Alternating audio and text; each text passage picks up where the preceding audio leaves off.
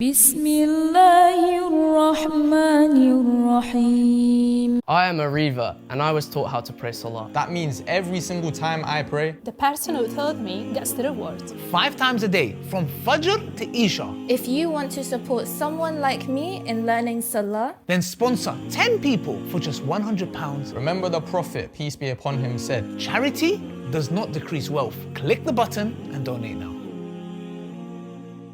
Assalamu alaikum, brothers and sisters. If you're watching this video and it's Salah time, please pause it and go pray and come back when you're done. Please check out the description section of this video to support the channel. So a few days ago, the tyrants of the Middle East, Israel, decided to randomly bomb Iran. Iran, of course, have retaliated non-stop since then, which has resulted in stolen Israeli cities like Tel Aviv and Haifa, amongst others, being struck in response. Jewish supremacists, Zionists, Israeli officials and the IDF have all been understandably shook up by the response from Iran. I guess they didn't realise they were up against a proper military. Instead of the women and children they normally go after in places like Gaza. Historically, Israel has always hesitated in engaging in a direct conflict with Iran due to Iran's ability to respond in kind. This is why the current Israeli Prime Minister has been desperately trying to get the US to go to war with Iran for over 40 years for Israel to stand a chance. So I don't know what on earth possessed him to provoke Iran now, especially since America and Iran were in negotiations to smooth things over, being days away from peace talks. But knowing Netanyahu, is probably a last-ditch effort for him to start the war he's always wanted America to fight for him, and so that he can stay in power and avoid facing corruption charges that will likely land him in prison. All the usual shells have come out with their damage control narratives for Israel, but this time around they're not as enthusiastic due to Israel getting battered in a fair fight. Patrick Bet-David in particular is an interesting one, since he is Irani yet breaks his back shilling for Israel. Let's take a look.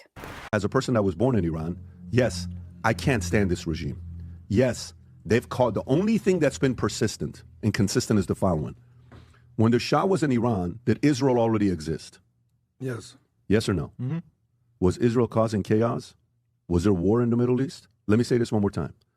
When Iran was ran by the Shah, what year was the Shah of Iran? What years did he run Iran? 53 through 79. I think. Okay, 53 is the oil consortium, so 54 is the oil consortium. 41 to 79. Oh, wow. Because he started at 21 years old, young man, right? 41 to 79. When did Israel become a nation? 48. Yeah. Okay, so check this out. Why is it that between 48 to 79, while the Shah was the king of Iran, running Iran, why is it for 31 years there is no major war in the Middle East? Why is that? So to the people that want to say it's all Israel's fault, how come there wasn't that in Iran for 31 years? I'm curious. Answer that question for me. And why is it from 79, when the mullahs, the Hezbollahs, the IRGC, all these guys, the Khomeinis, all of them took over, why has there been chaos in the Middle East in 79? Whose fault is that? America's been consistent. Yes, I know America wanted the oil from Iran, and yes, I know UK wanted it, and MI6 and CIA and all this stuff. And yes, I also am aware that the Shah didn't trust Israel. The Shah didn't trust, what they were doing with media and finance and the ambition and the level and the control and the influence and all that stuff. He knew what was going on there. He wanted to compete with them. He didn't see himself as a victim. He's like, we're going to be doing the same thing. And they're like, wait a minute, this guy's too ambitious and he thinks he can go up against all of us. Let's take this guy out. We need chaos in the Middle East. Oh, shit. Even Israel being involved, let's just say for Iran and the Shah fallen, there's chaos now in the Middle East. On who, though? On who, though? Who did that? So, yeah, for me, the most consistent thing behind the chaos in the Middle East has been Iran. That's just the reality of it. Everything Pbd said about Iran literally defines Israel and not Iran. And as far as his claim that there were no major wars in the Middle East between 1948 and 1979, this is an outright lie. Israel waged numerous wars, massacres and acts of violent aggression in the 1940s, 1950s, 1960s and 1970s. Pbd then posed a scripted question. Why is it that since the current Irani leaders came into power in 1979, there has been chaos in the Middle East? Well, it's for the same reason there was chaos before they came into power. Because of Israel, who have wreaked havoc through more conflicts, oppression, occupation and massacres in the 80s, 90s, the 2000s, the 2010s, all the way up to the decade we're currently in right now. Guys, I urge you all to do a 5-minute internet search to fact check what I'm saying, because this vast amount of Israeli aggression is just too detailed to list in one video. Add to that, just this year Israel has bombed 7 countries, which includes Egypt, Palestine, Yemen, Lebanon, Syria, Iraq and of course Iran. So which country is the problem in the Middle East? All the evidence evidence points to Israel way more than Iran. I'm not particularly a pro-Iran person, and I'm definitely not pro-war. Nor do I wish harm on citizens on either side, unlike many of these disgusting, bloodthirsty Zionist influencers, but Israel has to be stopped. And if Iran can do so, then so be it, because in the long run, it will save so many more lives. PBD is nothing more than a spineless shell that would cash his models in to the highest bidder. He even tried to make excuses for the United States and the UK's involvement in Middle Eastern conflicts that they themselves manufactured under false pretenses, pinning all the blame on his country of origin, Iran, just to defend Israel, which is just nauseating. Additionally, PBD portrays himself as some sort of expert on this topic because he was born in Tehran, but he left Iran 35 years ago and has sold his soul to Israel, which is evident through the contradictory Christian Zionist BS he talks about, so his opinion is extremely compromised and unreliable to say the least. Let's look at an honest response from the Iranian Muslim academic, Professor Mohammad Marandi, who was not only born in Iran but currently still resides in Tehran and knows the situation much better than PBD could ever wish to.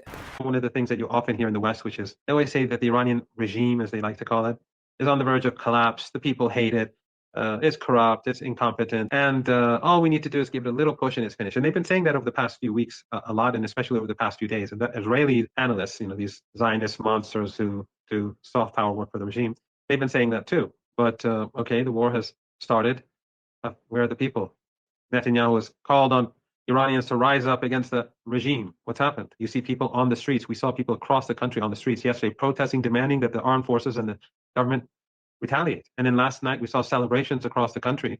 People are more united today than I've seen for decades. The world has seen the Israeli regime as the aggressor, and the world has seen Western regimes as supporting aggression. I think it's quite clear that this puts Iran to a great advantage, because across the world people see Iran as, along with Yemen, as the sole defenders of Gaza, the sole states that are actively opposing the genocide.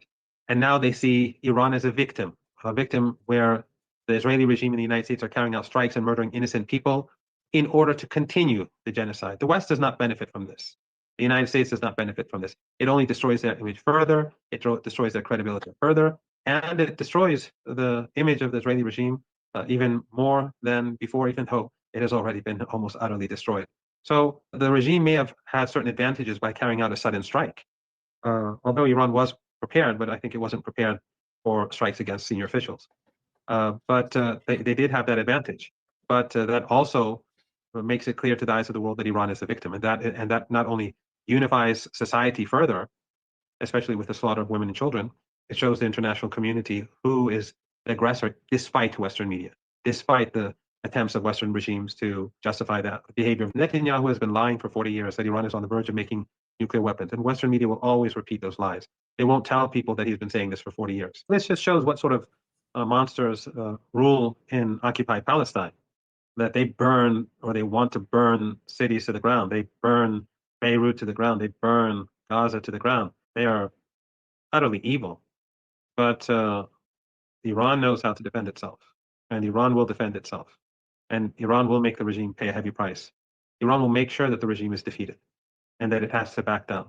As the professor stated, the Western media do report Iran as being a nation of civil unrest and of limited military strength. But from how we've seen the Iranian people rally behind their country as they've smashed Israel with a proportionate non-stop response in retaliation to the IDF's June 13th attack, that certainly isn't the case. Professor Mirandi was correct when he said that despite Netanyahu and his Zionist shells pushing this narrative, it is evident the opposite is true. And not only that, Israel's June 13th attack on Iran has in fact united the Iranian people rather than dividing them. As the professor stated, Israel's June 13th attack on Iran just further confirms to the world that without a doubt Israel are the bad guys, and Iran and Yemen are on the right side of history for standing up to them in defence of Palestine. And as Mr. Mirandi said, the West does not benefit from a war with Iran at all. Only Israel does. That is, if they can win, which ironically they can't do without the West. Remember, Israel initiated this war and are now crying for their allies for assistance because they are being pummeled, despite the IDF embedding themselves amongst the civilian population, under hospitals and tunnels, storing weapons and fighter jets in residential buildings, and using Israeli citizens as human shields and collateral damage as they fire rockets from civilian areas. Basically doing everything they've been accusing Hamas of doing for the past 20 months, proving that every accusation that Israelis make is an admission of guilt. And as the professor said, Iran has the right to defend itself, and not only that, they are fully capable of doing so, which is evident from how, despite Israel's sneak attack on June 13th, where many top-ranking Iranian military personnel were assassinated, Iran continues to have the upper hand and have been airstrikes striking Israel with ballistic missiles, penetrating their so-called Iron Dome and hitting military targets with ease. Professor Mirandi correctly pointed out that Netanyahu has been making false recycled allegations that Iran has nuclear weapons for over 40 years now, with the goal of manipulating America to go to war with them. This is basically the reason he gave as to why he attacked them on June 13th, 2025. Here's an article from 1984 where Benjamin Netanyahu and other Israeli officials made the same false accusations, claiming that Iran was 2 years away from developing a nuclear weapon. The reality is that Iran allows inspections of their nuclear program for which they have signed nuclear treaties. This stopping Iran from getting a nuke narrative is simply war propaganda cooked up by Israel. In fact, Israel actually stole and developed nuclear weapons materials and technology in secret and have refused to ever sign treaties to allow any inspections. So Israel illegally has nuclear weapons, yet don't want Iran to have them, because if they do, Israel will be able to control the whole region and thus steal more land as they please. The double standards and hypocrisy is disgusting. Again, every accusation is an admission with these zios. Let's watch the next clip.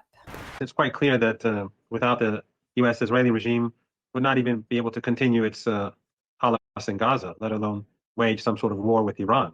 But even with full US support, the regime is going to fail. What it does do is it shows Trump to be a warmongering monster, just like every other US president. Before the Iranian response, I said that there's no doubt that the Iranians will respond, and the response will be very severe and heavy-handed. If the United States engages directly in a conflict with Iran, the Iranian response will be heavy-handed and very severe.